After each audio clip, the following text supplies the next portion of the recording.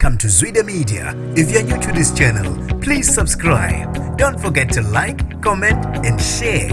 Here's a new video for today. Enjoy.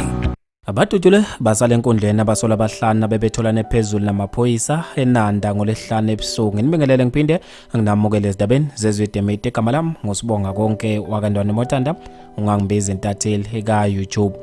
Akubikwa ukuthi badudule basale enkundleni abasola abahlanu abadudule ngehluka amaphoyisa ebusuku eNanda. Kuyokuthi labasola basolwa ngamacala okubulala. Isehlo sokuqala senzeke emgwaqeni lapho amaphoyisa bebelandela khona umkhondo womsola oyedwa. Kubikwa ukuthi lo msolo ubefunelwe icala lokubulala, amathathu okuzama ukubulala kanye nolokugebenga amabhizinisi.